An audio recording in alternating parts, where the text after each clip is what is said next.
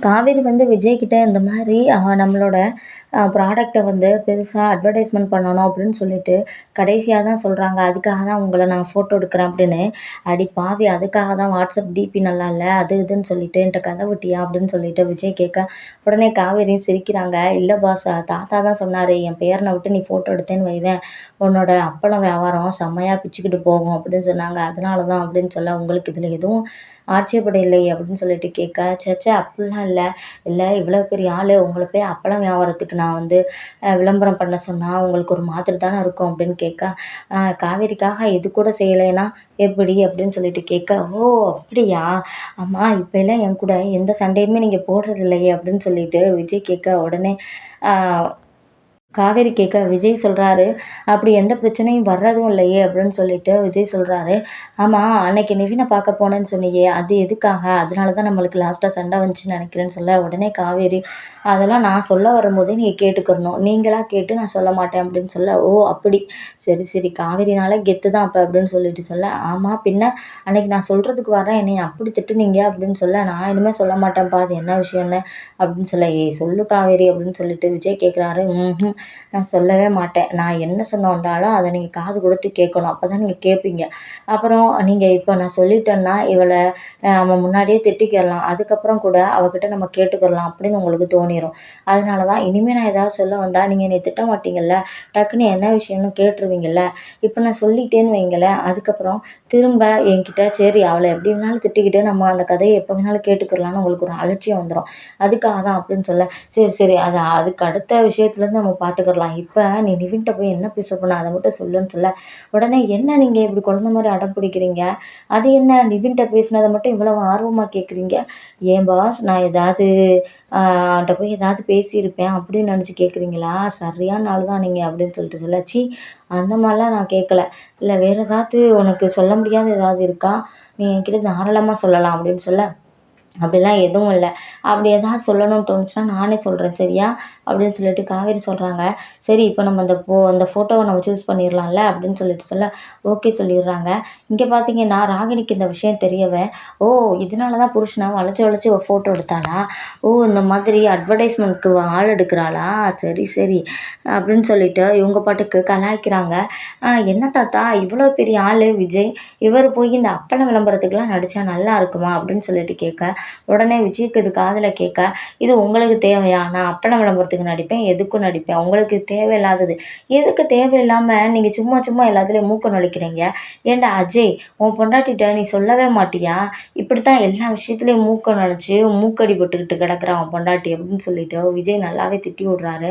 "இல்ல இவ்வளோ பெரிய ஆளு அண்ணே நீங்க. நீங்க இதுல நடிக்கிறது எனக்கே ஒரு மாதிரி தான் இருக்கு" அப்படின்னு சொல்ல, உடனே இவங்கள இப்படி சொல்ல, உடனே காவேரி முகமே மாறிடுது. "ஏங்க வேணும்னா நம்ம ஆள வச்சு எடுத்துக்கலாமான்னு" கேட்க, "ச்சே ச்சே அப்படிலாம் வேணாம். நானே இருக்கிறேன். பரவால்ல.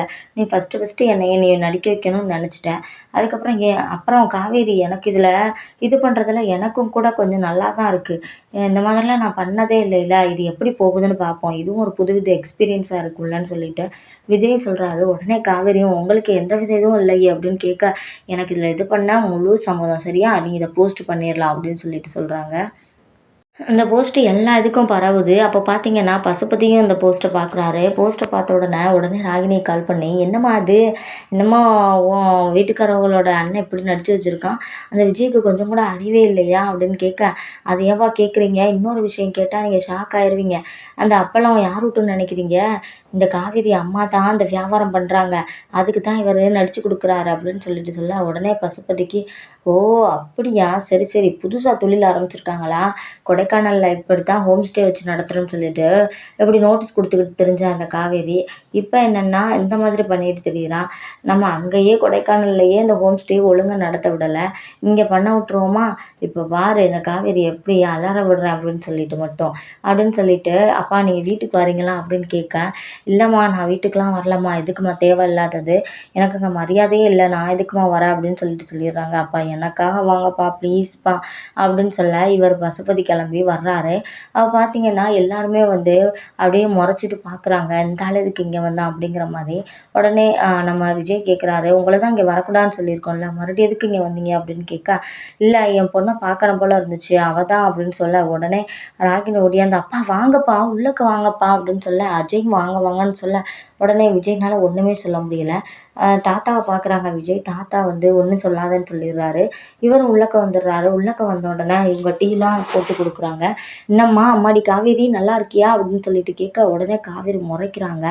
எப்போவுமே என்னைய பார்த்தா முறைக்க தான் செய்வியா, சிரிச்சுலாம் பார்க்க மாட்டியா அப்படின்னு சொல்லிட்டு கேட்க, உடனே ஹலோ இப்போ உங்கள் பொண்ணை தானே பார்க்க வந்தீங்க, அவளை மட்டும் பார்த்துட்டு நடைய கட்டுங்கங்கிற மாதிரி விஜய் சொல்ல, உடனே அவளும் எனக்கு பொண்ணு மாதிரி தானே அப்படின்னு சொல்ல, உடனே விஜய் சொல்கிறாரு, நீங்கள் பொண்ணு மாதிரி நினச்சி என்னென்ன காரியம்லாம் கொடைக்கானலில் பண்ணியிருக்கீங்க, நீங்கள் எல்லாத்தையும் ஒன்று விடாமன்ட்டு காவேரி சொல்லியிருக்கா, அதனால் ஓவராக நீங்கள் சீன் போட வேணாம், உங்கள் பொண்ணை மட்டும் பார்த்துட்டு வந்த வேலையை பார்த்துட்டு போங்க அப்படின்னு சொல்லிட்டு சொல்ல, சரி தம்பி சரி தம்பி, நீங்கள் சொன்னால் எல்லாம் கரெக்டாக இருக்கட்டும்.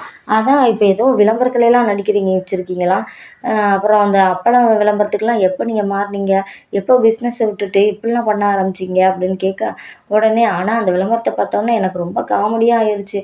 விஜய் தம்பி இப்படி ஒரு சீப்பான ஒரு இதுக்கு நடித்து கொடுத்துருக்காரு, இது வேறு ஏதாவது இருந்தால் கூட பரவாயில்ல, கேவலம் ஒரு அப்பளம் விளம்பரத்துக்கு போய் நடிச்சிருக்கீங்க அப்படின்னு கேட்க, உடனே எங்கள் தாத்தா அதுவும் ஒரு தொழில் தானே, எதுக்கு தேவையில்லாமல் நீங்கள் இப்படி எல்லாரையும் கஷ்டப்படுத்தணும்னு தான் நீங்கள் வீட்டுக்குள்ளே வருவீங்களா, எதுக்கு தேவையில்லாமல் ஃபஸ்ட்டு வந்தீங்க, நீங்கள் வந்தாலே இப்படி ஏதாவது குழப்படி நடக்குதுன்னா உங்களை வர வேணாம்னு நாங்கள் சொன்னாலும் அதையும் கேட்க மாட்டேறீங்க, சரி மகளை பார்க்க வந்தால் மகளை பார்க்குற வேலையை மட்டும் பார்த்துட்டு போவீங்களேன்னு பார்த்தா அதையும் கேட்குறதில்ல அப்படின்னு சொல்ல, இருங்க இருங்க ஐயா நான் சொல்ல வர்றது கேளுங்க, இவ்வளோ பெரிய ஆள் இப்படி ஹீரோ மாதிரி இருக்கீங்க, கையில் அப்பளத்தை வச்சுக்கிட்டு நின்றா எத்தனை பேர் உங்களோட பிஸ்னஸில் இது வச்சுருப்பாங்க, அவங்கெல்லாம் பார்த்துட்டு இவர் என்ன இப்படி பண்ணிகிட்டு இருக்காரு, அப்போ இவருக்கு இது பிஸ்னஸ் இல்லை போலன்னு சொல்லிட்டு உங்களை மட்டமாக நினைக்க மாட்டாங்க, உங்கள் பிஸ்னஸ் மேலே அக்கறை எடுத்து தான் சொல்கிறேன் அப்படின்னு சொல்லிட்டு சொல்ல, இதில் என்னோட மருமையனோட வாழ்க்கையும் இருக்குல்ல, அவரும் இந்த பிஸ்னஸில் ஒரு ஷேர் பார்ட்னர் தானே, அதனால தான் சொல்கிறேன்னு சொல்ல, உடனே இவர் விஜய் சிரிக்கிறாரு. என்ன பார்ட்னரா, அஜய் வந்து என் பிஸ்னஸில் பார்ட்னரா, யார் உங்களுக்கு சொன்னது அப்படின்னு சொல்லிட்டு கேட்க, அப்படியே பசுபதிக்கு இடி விழுந்துருது. என்ன சொல்கிறீங்க அப்படின்னு சொல்லிட்டு கேட்க, ஆமாம் இவனை பார்ட்னர்னு நான் உங்ககிட்ட சொன்னேனா, டே அஜய் இப்படி தான் நீ ஊர் ஃபுல்லாக சொல்லி வச்சுருக்கியா அப்படின்னு சொல்லிட்டு கேட்குறாங்க. உடனே வந்து பசுபதி, என்ன தம்பி இப்படி சொல்லிகிட்டு இருக்கீங்க, அப்போ அஜய் வந்து உங்கள் பிஸ்னஸில் ஒரு பார்ட்னர் கிடையாதா, பார்ட்னர் தான் இப்படி நான் வேலைக்கு வராதுன்னு சொல்லிட்டு வீட்டிலே இருக்க சொல்லியிருக்கேனா, அப்படி பார்ட்னராக இருந்தால் நான் எதுக்கு இவனை இங்கே வீட்டிலே இருன்னு சொல்லிட்டு இருக்கேன், எல்லா சைனும் இவன்கிட்ட தான் வாங்கணும், பிஸ்னஸில் இவனுக்கு எப்படி லீவ் கொடுக்க முடியும், அதை வச்சு நீங்கள் யோசிக்க மாட்டீங்களா அப்படின்னு சொல்லிட்டு விஜய் பட்டுன்னு போட்டு உடச்சிடுறாரு. உடனே இங்கே தூக்கி வாரி போட்டுருது பசுபதிக்கு. என்னப்பா நீங்கள் ஒன்றுமே சொல்லாமல் இருக்கீங்க, இவர் வாய்க்கு வந்தபடி உளறிட்டு இருக்காரு அப்படின்னு கேட்க, உடனே தாத்தாவும் விஜய் சொன்னதில் எந்த தப்பும் இல்லை, அஜய்க்கு எந்த ஷேரிங்கும் கிடையாது, ஆஃபீஸ்லேயும் சரி இந்த வீட்லேயும் சரி எந்த ஷேரிங் கிடையாதுன்னு டக்குன்னு போட்டு உடச்சிடுறாரு தாத்தா. உடனே இவருக்கு இடி விழுந்த மாதிரி ஆயிடுது. அப்போ என்ன சொல்கிறீங்க, நீங்கள் ஏன் வாயை திறக்காமல் நிற்கிறீங்க, ஃபஸ்ட்டு சொல்லுங்கள், வாயை திறந்து ஏதாவது பேசுங்க அப்படின்னு கேட்க, உடனே ராகினி ஒரு பக்கம், எங்கள் அப்பா உங்ககிட்ட தானே கேட்டுக்கிட்டு இருக்காரு, நீங்கள் பாட்டுக்கு பேசாமல் இருக்கீங்க, வாயை திறந்து சொல்ல போகிறீங்களா இல்லையா அப்படின்னு கேட்க, உடனே பார்த்தீங்கன்னா பசுபதி இப்போ சொல்ல போகிறீங்களா இல்லை அன்புக்கு ஃபோன் அடிக்கவான்னு சொல்லிட்டு அன்புக்கு ஃபோன் அடிக்கிறாங்க. ஃபோன் அடித்தா அவர் கால் அட்டன் பண்ணுறாரு. என்ன சம்மந்தி அப்படின்னு கேட்க, சம்மந்தி அப்படி இப்படின்னு எதாவது சொல்லிகிட்டு இருக்காதீங்க, ஃபஸ்ட் நீங்கள் என்கிட்ட எதாவது மறைச்சிருக்கீங்களா இந்த கல்யாணத்தில் அப்படின்னு கேட்க, உடனே இவர் இல்லையே சம்மந்தி, நீங்கள் எங்கே இருக்கீங்க அப்படின்னு கேட்க, நான் இப்போ உங்கள் வீட்டில் தான் நிற்கிறேன், நீங்கள் எதுக்கு அங்கே போனீங்க அப்படின்னு சொல்லிட்டு அன்பு கேட்க, இல்லை எனக்கு தெரிய வரணும், இப்போ நான் இந்த வீட்டில் நிற்கிறேன், நீங்கள் வந்து எதாவது இந்த கல்யாணத்தில் எதையாவது மறைச்சி எனக்கு கல்யாணம் பண்ணியிருக்கீங்களா, இந்த மாதிரி உங்களுக்கு நான் என்ன சொல்கிறேன்னு புரியுதா அப்படின்னு சொல்லிட்டு கேட்க, உடனே இந்த அன்பு ஐயையோ இந்த இவனுக்கு எல்லாமே தெரிஞ்சு போச்சு போலயேன்னு பேசாமல் இருக்கிறாங்க. நீங்கள் பேசாமல் இருக்கிறத பார்த்தா நிறையா போய் சொல்லியிருப்பீங்க போலயே அப்படின்னு சொல்லிட்டு பசுபதி கேட்க, உடனே என்ன சித்தப்பா அப்படின்னு சொல்லிட்டு ஃபோனை வாங்கிடுறாரு பசுபதி. என்ன சித்தப்பா இருக்கிற சொத்து ஃபுல்லாக உங்கள் வீட்டு சொத்துன்னு சொல்லி தான் சொல்லி வச்சுருக்கீங்களா அப்படின்னு கேட்க, தெரிஞ்சு போயிடுது சொத்தில் நம்மளுக்கு பங்கே இல்லைன்னு சொல்லிட்டு அவன் சொல்லிட்டான் போல அப்படின்னு சொல்ல, உடனே அப்பா ஏதாவது பேசுங்கப்பா, என்னை போட்டிங்க கேள்விக்கு மேலே கேள்வி கேட்குறாங்கன்னு சொல்ல, உடனே அஜய் நீ ஒன்றும் வருத்தப்படாத அப்படின்னு சொல்லிட்டு அவர்கிட்ட ஃபோனை கொடுங்க அப்படின்னு சொல்ல, பசுபதிகிட்ட ஃபோனை கொடுத்துட்றாங்க. சம்மந்தி நீங்கள் எதுக்கு அங்கே போனீங்க ஃபஸ்ட்டு, நீங்கள் அங்கே போனீங்கன்னா இருக்கிற கோவத்தில் கூட கொஞ்சம் தான் அந்த கிழவனும் அவனும் விஜயும் எதாவது சொல்லிகிட்டு இருப்பாங்க, நீங்கள் முதல்ல கிளம்பி வாங்கன்னு சொல்ல, எனக்கு இப்போ தெரிஞ்சு ஆகணும், நீங்கள் உண்மையை சொல்லுங்கள், நீங்கள் முழுங்குறத பார்த்தா இதில் ஏதோ பொய் இருக்கிற மாதிரி இருக்குது அப்படின்னு சொல்லிட்டு பசுபதி சொல்ல, சம்மந்தி நான் எப்படி உங்ககிட்ட சொல்லுவேன், அதில் பெரிய குழப்படி இருக்குது, நீங்கள் வந்தால் தான் சொல்ல முடியும் அப்படின்னு சொல்ல, உடனே இவர் ஃபோனில் எவ்வளவோ சமாளிக்கிறாரு. உடனே இவர் ஃபோனை கட் பண்ணிவிட்டு, ராகினி இது ஒன்றும் சரி வர்ற மாதிரி தெரியலம்மா, இது எல்லாமே பொய்ன்னு தான் நினைக்கிறேன். கண்டிப்பாக சொத்துல இவங்களுக்கு ஒரு நயா பைசா கூட கிடையாது போலம்மா, அப்படி தான் எனக்கு தோணுது அப்படின்னு சொல்லிட்டு பசுபதி சொல்ல, நீங்கள் இப்போ நினச்சிங்க பார்த்தீங்களா, இவ்வளவு நாளாக என்னென்ன கெஸ் பண்ணீங்களோ அது ஃபுல்லுமே தேவையில்லாத ஆணி. இப்போ நீங்கள் புரிஞ்சுக்கிட்டீங்க பார்த்தீங்களா, அதுதான் கரெக்டான முடிவு. இது 100% உண்மை. இத போய் உங்க சொம்மந்தி இருக்காங்கல்ல, சொம்மந்தி அவங்ககிட்ட போய் டைரக்ட்டா கேளுங்க. அப்பதான் உங்களுக்கு உண்மை புரியும். அப்படின்னு சொல்ல, உடனே நான் போய்க்கிறேன் ராகினி. நான் போயிட்டு அவர்ட்ட பேசிட்டு நான் திரும்ப வர்றேம்மான்னு சொல்ல, இப்படித்தான் அடுத்தவங்க விஷயத்த போட்டு மண்டைக்குள்ள நுழைச்சிக்கிட்டு எதையாவது கலாய்க்கலாம்னு வீடு தேடி தானே தனக்கு பல்ப் வாங்கிட்டு போறது. நீங்க வீட்டுக்குள்ள நுழையும்போது என்னைய கலாய்ச்சி விடலான்னு தானே வந்தீங்க. இப்போ எப்படி உங்கள நான் இது பண்ணிட்டேன் பார்த்தீங்களா? அப்படின்னு கேட்க, உடனே தாத்தா சொல்றாரு, என் பேரன் எப்பவுமே இப்படித்தான். இந்த மாதிரி தான். அவனுக்கு யாராவது ஏதாவது குடுக்க வந்தா, அவன் திருப்பி அதுக்கு முன்னாடியே எதையாவது குடுத்துருவான். சரியா? இனிமே வீட்டுக்குள்ள வரும்போது ஒழுங்கா நல்ல பிள்ளையா வாங்க. இல்லைன்னா இப்படிதான் சங்கடத்தோட தான் நீங்க வெளிய போணும் அப்படின்னு சொல்லிட்டு, நம்ம தாத்தா சொல்றாங்க. உடனே நான் போயிட்டு வச்சுக்கிறேன் உங்கள எல்லாம் அப்படின்னு சொல்லிட்டு இவரு வெளிய போயிடுறாரு. இங்க பார்த்தீங்கன்னா, ராகினி, அஜய் நீங்க முதல்ல ரூம்குள்ள வாங்க அப்படின்னு சொல்லிடுறாங்க. போடா நல்லவனே போ, உன் பொண்டாட்டி கூப்பிட்டுட்டால்ல போ பின்னாடியே போ அப்படின்னு சொல்ல, நான் ஏன்னா தேவையில்லாம அவகிட்ட சொன்னீங்க இந்த மாதிரி அப்படின்னு சொல்ல, டேய் நான் உண்மையை தானடா சொன்னேன். இது என்னைக்குனாலும் இந்த உண்மை தெரியத்தானே போகுது. அதனால தான் சொன்னேன் அப்படின்னு சொல்ல, உடனே இவங்களும் பின்னாடியே போறாங்க. பின்னாடியே போனா ராகினி ரூம்குள்ள வச்சு போட்டு செய்ன்னு செய்றாங்க அஜய. உண்மைய சொல்லு அஜய். என்கிட்ட எதையும் மறைக்காத. உனக்கு இந்த வீட்லயும் சரி, கம்பெனிலயும் சரி எந்த உரிமையும் கிடையாதா? எந்த ஷேரும் கிடையாதா? உன்கிட்ட ஒண்ணுமே இல்லையா? அப்படின்னு கேட்க, உடனே இங்க அஜய், ஐயோ! இவர்ட்ட எப்படி சொல்லி சமாளிக்க? இல்ல ராகினி உனக்கு புரிய மாட்டுது. இந்த சொத்தெல்லாம் தாத்தாவோடது தானா? தாத்தா அம்மாவோட பேர்ல தான் எழுதி வச்சிருக்காங்க. அத ஃபுல்லத்தையும் இன்னும் என் பேர்ல மாத்தலைல. அத வச்சு தான் இவரு இப்படி சொல்லிக்கிட்டு இருக்காருன்னு நினைக்கிறேன் இந்த விஜய் அண்ணன். நீ அத பெருசா எடுக்காத. கண்டிப்பா அம்மா யாருக்கு குடுக்கப் போறாங்க? எனக்கு தானே குடுக்கப் போறாங்க. கண்டிப்பா என் பேர்ல எல்லா சொத்தும் வந்துரும். நீ இத பெருசா எடுக்காத ப்ளீஸ் அப்படின்னு சொல்லிட்டு சொல்ல, என்ன நீங்க இப்படி சொல்லிட்டு இருக்கீங்க? அதெல்லாம் கதைக்காகாது. இப்ப எங்க அப்பா இருக்காங்க. எல்லாத்தையும் தனித்தனியா தானே எழுதி குடுக்குறாரு. அந்த மாதிரி எதுக்கு இன்னும் பண்ணாம இருக்காங்க உங்க வீட்ல? அப்ப உங்களுக்கு பேர்ல ஒரு சொத்துமே இல்லாம இருக்கிறது அப்ப உண்மை தானே? அப்படின்னு கேட்க, உடனே நம்ம சீக்கிரமே இந்த 1 மாசத்துக்குள்ள எல்லா சொத்தையும் என் பேர்ல எழுத சொல்லிடுறேன் ராகினி அப்படின்னு சொல்ல, இந்த ராகினி கொஞ்சம் கூட மரியாதையுமே இல்லாம அஜயோட சட்டைய புடிச்சுக்கிட்டு, உனக்கு அப்ப இப்போதைக்கு நீ வெறும் வெத்து காய்கற மாரி தான் இருக்கியா? ஒண்ணுமே இல்லையா உன்கிட்ட? அதனால தான் அன்னைக்கு காசு இல்ல அது இதுன்னு சொல்லிட்டு புலம்பிட்டு இருந்தியா? நான் கூட நினைச்சேன் போய் அக்கவுண்ட்ல போய் எடுக்கணும் போல அப்படின்னு. பார்த்தா நீ ஒரு ஒண்ணுமே இல்லாத பிச்சைக்காரனா? அப்படின்னு கேட்க, உடனே இங்கே இரு ராகினி இப்படிலாம் பேசிட்டு இருக்காத சொல்லிட்டேன். நான் இப்போ 1 மாசத்துக்குள்ள நான் எல்லா சொத்தையும் என் பேர்ல எழுதி வாங்குறேன் பாரு அப்படின்னு, என்னமோ அவங்க அம்மா பேர்ல சொத்து இருக்கிற மாதிரி இவங்க நல்லா சீனை போட்டுட்டு வெளிய தப்பிச்சோம் பிழைச்சோன்னு ஓடிடுறாங்க. உடனே போய் தாத்தா கிட்ட, தாத்தா என் பேர்ல எதையாவது நீங்க எழுதி வைங்க தாத்தான்னு சொல்ல, என்னப்பா இப்படி சொல்ற? எல்லா சொத்தும் என் பேர்லயா இருக்கு? விஜய் பேர்ல தானே இருக்கு.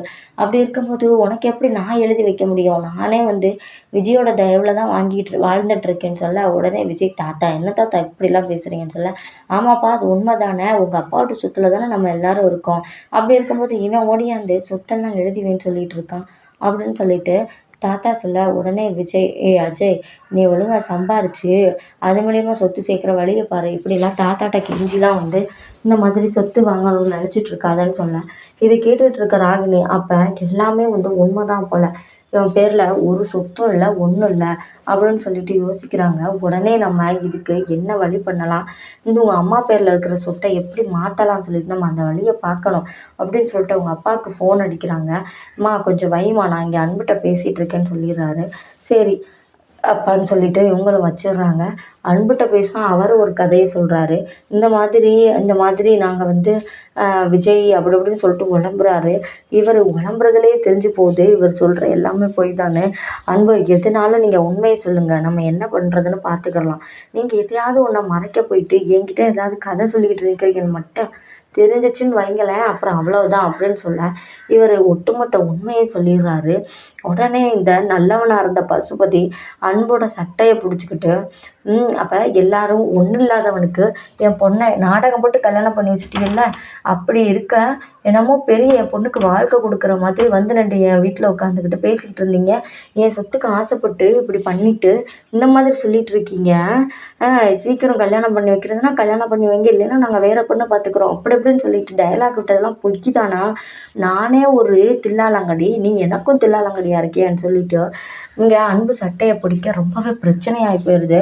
உடனே உன்னைய நான் பார்க்குற இடத்துல பார்த்துக்கிறேன்னு சொல்லிட்டு பசுபதி கிளம்பிடுறாரு. உடனே நம்ம ராதா வந்து விஜய்க்கு கால் பண்ணி, ஏன் விஜய் நாங்கள் தனியாக வந்ததுக்கப்புறமும் இப்படி எங்களுக்கு நிம்மதி இல்லாமல் பண்ணிட்டு இருக்க நீ அப்படின்னு சொல்லிட்டு புலம்புறாங்க. இல்லை சித்தி உங்களுக்கு நடந்ததெல்லாம் தெரியாது அப்படின்னு சொல்ல, என்ன வேணாலும் நடந்திருக்கட்டும் விஜய், ஆனால் இந்த ஒரு உண்மையை எதுக்கு நீ சொன்ன? இப்போ ராகினியோட வாழ்க்கை தானே பாதிக்கப்படும். ராகினி அஜயோட வாழ்க்கையை நினச்சி பாரு.